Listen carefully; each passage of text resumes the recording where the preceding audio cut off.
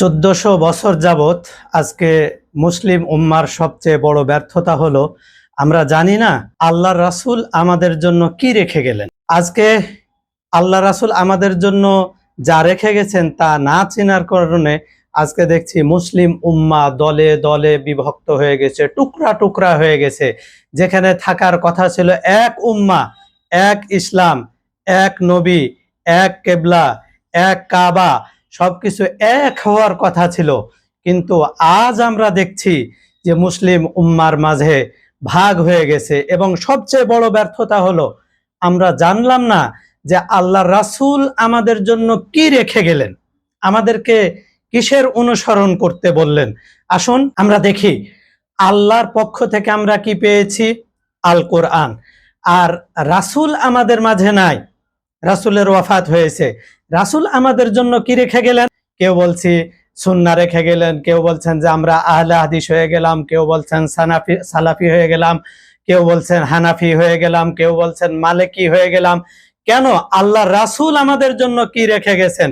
আসুন আমরা আমাদের প্রসিদ্ধ গ্রন্থ মুসলিম শরীফে দেখি হাদিস নম্বর 2408 কি বলা হচ্ছে।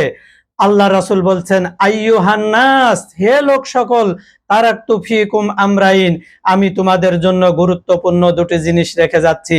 মা ইন তামাসসাকতুম বিহিমা লান তাযিল্লু বাদি, যদি এই দুটিকে তোমরা আঁকড়ে ধরো তাহলে কখনো পথভ্রষ্ট হবে না।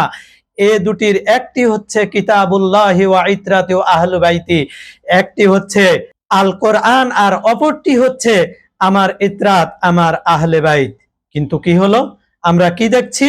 আজকে 1400 বছর হয়ে গেল রাসূলের আহলে বাইতকে আমরা চিনলাম না।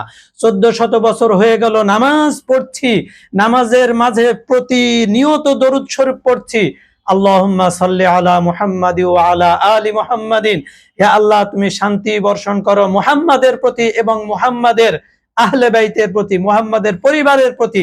আমরা রাসূলকে অনুসরণ করলাম, কিন্তু রাসূলের পর যে তার আহলে বাইতকে রেখে গেলেন সেটা আমরা ভুলে গেলাম।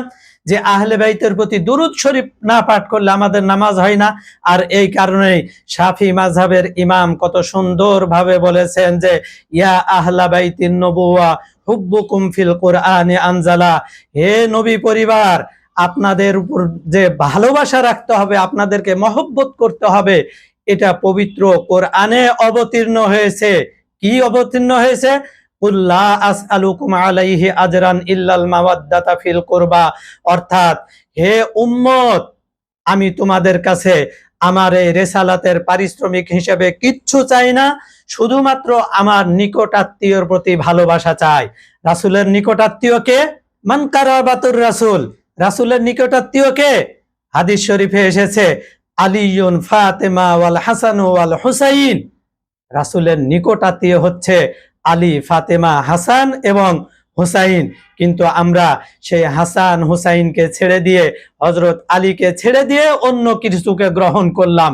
আর যখন অন্য কিছুকে গ্রহণ করলাম, একটি ভুল করলাম, আহলে বাইতকে ছেড়ে দিয়ে। আমরা জানি কেউ যদি একটা মিথ্যা বলে, এই একটা মিথ্যাকে ঢাকার জন্য আরো পরে 1000টা মিথ্যা বলতে হয়। কেউ যদি একটা মিস্টেক করে, পরে আরো 1000টা মিস্টেকের সম্মুখীন হয়। আমরা এক জায়গায় ভুল করেছি, সেটি হচ্ছে রাসূলের আহলে বাইতকে গ্রহণ না করা। আর রাসূলের আহলে বাইতকে গ্রহণ না করার কারণে আমরা হাজারো সমস্যার সম্মুখীন হয়েছি। যে আহলে বাইতের ক্ষেত্রে পবিত্র কোরআন শরীফে বলা হচ্ছে ইন্নামা ইউরিদুল্লাহু লিইউযহিবা আনকুমুর রিজসা আহলাল বাইত ওয়া ইউতাহহিরাকুম তাতহীরা, অর্থাৎ আল্লাহ পাক রব্বুল আলামিন বলছেন, হে আহলে বাইত, আমি চাই যে তোমাদের মধ্য থেকে সব ধরনের অপবিত্রতা দূর করে দিতে। তার মানে শুধু বাহ্যিক নয়, হিংসা ও অপবিত্রতা, কিনা ও অপবিত্রতা, বিভিন্ন ধরনের শিরক ও অপবিত্রতা। কিন্তু আহলে বাইতকে যেহেতু আল্লাহ রাসূলের উত্তরসূরি, রাসূলের পর আল্লাহ রাসূলের উত্তরসূরি হচ্ছেন রাসূলের আহলে বাইত, এ কারণে আল্লাহ পাক রব্বুল আলামিন সম্পূর্ণরূপে পুত ও পবিত্র করে দিয়েছেন। আর কতই না সুন্দর বলেছেন আল্লামা ফখরে রাজি, তিনি বলছেন যে নিঃসন্দেহে আল্লাহ রাসূল যাকে অনুসরণ করতে বলেছেন সে ব্যক্তি রাসূলের বৈশিষ্ট্যের হতে হবে। তার মানে কি? রাসূল নিষ্পাপ ছিলেন, আহলে বাইতকে নিষ্পাপ হতে হবে। আর আমরা দেখি আহলে বাইত ছাড়া পৃথিবীতে কোনো মানুষ নিষ্পাপত্ব দাবি করতে পারে না, একমাত্র আহলে বাইত হচ্ছেন নিষ্পাপ। আর এই আহলে বাইত থেকে এসেছেন ইমামগণ, এই ইমামগণকে অনুসরণ করতে হবে। পবিত্র কোরআনে বলা হচ্ছে ইয়াউমা নাদউ কুল্লা উনাসিম বিইমামিহিম, কাল কিয়ামতের ময়দানে আল্লাহ পাক রব্বুল আলামিন বলছেন যে আমি ইমাম সহ ডাক দিব। ইয়াউমা নাদউ কুল্লা উনাসিম বিইমামিহিম, প্রত্যেক দলকে, প্রত্যেক মাযহাবকে, প্রত্যেক গ্রুপকে, প্রত্যেক মাসলাককে বলা হবে যে তুমি তোমার ইমাম সহ এসো। আমি যদি ইমামতকে গ্রহণ না করি, কোন ইমামকে নিয়ে আসব? মসজিদের ইমাম? সে কি আমার শাফাআত করতে পারবে? সে তো নিজেই ইয়া নাফসি বলতে থাকবে। কোন ইমাম, কোন ইমাম পৃথিবীতে বলতে পারে যে আমি নিষ্পাপ? কেউ বলতে পারে না। কাজেই নিষ্পাপ ইমামকে অনুসরণ করতে হবে। ওয়ালা ইন আতাআতুম বাশারাম মিসলাকুম ইন্নাকুম ইযাল্লা খাসিরুন, তোমরা যদি তোমাদের মতোই মানুষকে অনুসরণ করো তাহলে অবশ্যই তোমরা ক্ষতিগ্রস্তদের অন্তর্ভুক্ত হয়ে যাবা। আর আমরা নিঃসন্দেহে জানি যে নিষ্পাপ মানুষ ছাড়া সকলেই আমাদের মতো সাধারণ মানুষকে আমরা কখনোই অনুসরণ করতে পারি না। আসুন আমাদেরকে আহলে বাইতের কিস্তিতে সাওয়ার হতে হবে, আহলে বাইতের কিস্তিতে আরোহণ করতে হবে। ক্বালা রাসূলুল্লাহ সাল্লাল্লাহু আলাইহি ওয়া আলিহি ওয়া সাল্লাম ইন্না মাসালা আহলি বাইতি ফীকুম কামাসালি সাফিনাতিন ফামান রাকিবাহা নাজা ওয়া মান তাখাল্লাফা আনহা গারিকা, আমার আহলে বাইতের উদাহরণ হচ্ছে তোমাদের জন্য নূহ নবীর কিস্তির মতো।